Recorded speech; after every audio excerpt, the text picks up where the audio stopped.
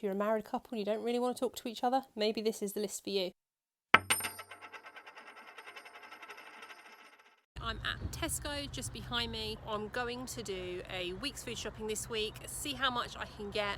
Shopping list is all done. It's a joint shopping list this week, so normally kind of one or the other of us plans it, but we have been using this new app that's been working wonders. I'll go into it a bit at the end and show you how it actually works, but it's meant that our planning, changing of what's going on, adding things as we run out from kind of day to day has been really great. So you don't lose that bit of paper, don't leave the paper on the side. So let's get on with the shopping, and then I'll catch you up at the end with kind of what we've bought, what our meal plan is for the week, and how this app really works. I hope I haven't come shopping on the wrong day, but there seems to be a lot of stock out at the moment. So if I show you, similar to what Aldi and Lidl do, Tesco have this as well.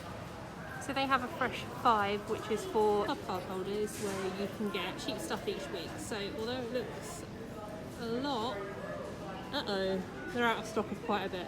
So with stuff here, you can get pears, oranges, celery sticks, sugar snaps and potatoes at a cheap price, but you have to have a club card to be able to get those prices. If you're still after Easter eggs, Tesco have the medium size ones. There's 75 pence at the moment.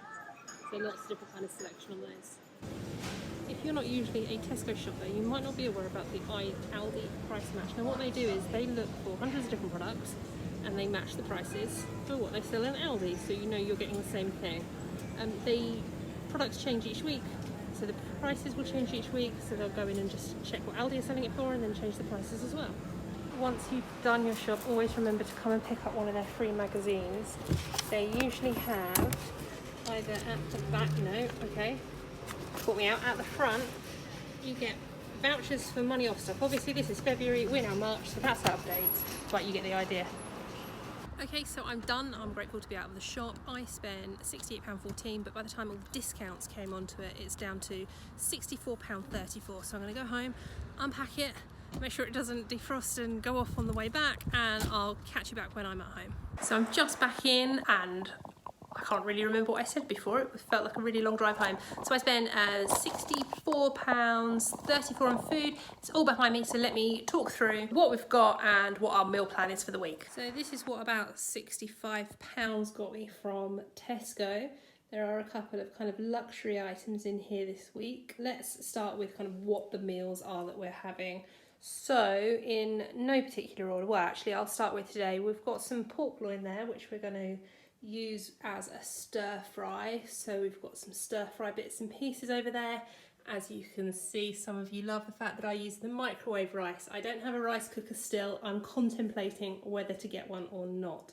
I probably maybe might, but right now that's what we're getting. We have whole grain rice. There was no other whole grain rice in Tesco at this time anyway, so that was my only option, to be fair. So it's the stir fry tonight. Then we've actually got I think 8, 1, 2, 3, 4, 5, 6, 7. We've actually got 8 days worth of dinner here for 65 quid. So it's not just a week, we've got an extra day. So I think for the rest of the week, I can't remember which order it's in, but we'll do it based on the dates that's on the food to make sure that nothing kind of goes off or anything. We've got turkey mince. Now we're having meatball bake with garlic bread. Now we've seen this, I think, on the BBC Good Food website. Not sure what it's going to taste like, but we've got that. We've got garlic bread. So a garlic bread and meatball pasta bake. So I think the garlic bread's actually in the bake. Who knows what that's going to taste like? We're going to give it a go. Got some sausages. We're going to do a toad in the hole, and that should be quite nice. So I've had to pick up some milk. Quite irritated. I don't mind necessarily buying organic, but it's more expensive.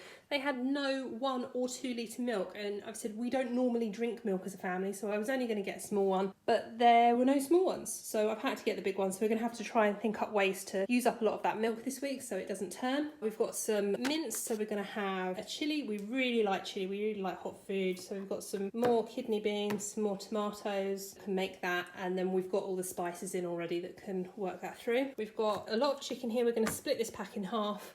We'll have half of it within a pasta bake. We've got loads of pasta in the cupboard. We've got some tomatoes. We've got loads of veg, so we can make that up.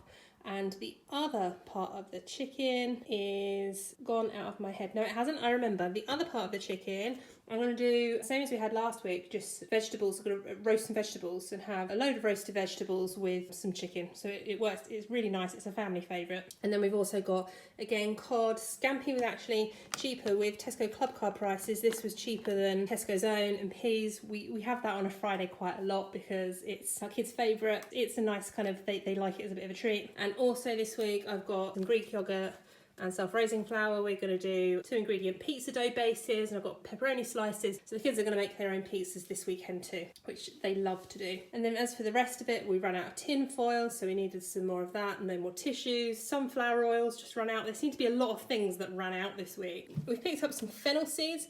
Now, fennel seeds aren't something that we normally have in, so we've got that to go as part of the meatball bake that we're doing, so that will be interesting. Then we've got some turkey for sandwiches. This is for our stir fry, and then kind of lots of vegetables to go with all the different meals, and some fruit to eat through the week as well. We've still got fruit left over from last week that the kids didn't have. And then this is my favourite coffee. Ricky likes this coffee as well. It's a bit of a sin because it's quite expensive. We usually wait until it's on offer. It's not on offer this week, so I begrudgingly put it in, but I absolutely love that coffee, so I'm having it. We try and look to buy it from office suppliers because you can buy really big size ones for even cheaper. So that's it for the week. So I said as well I was going to talk you through the shopping list app that we use, so I'll talk you through that a bit briefly now as well and how that works. So this is the shopping list app that we use. Now what's great with this is that you can actually share it with multiple people. So Ricky started this list. His is the brown colour. That's everything he's added in. And then you can see I've added in things in the black writing as we go down. So this is our shopping list for the week. So he started doing this, I think, yesterday. After kind of we did the meal plan, he started then adding things onto it. And what's great is that it automatically organises it for you. So if I hit start, everything's uncategorised, and then like magic,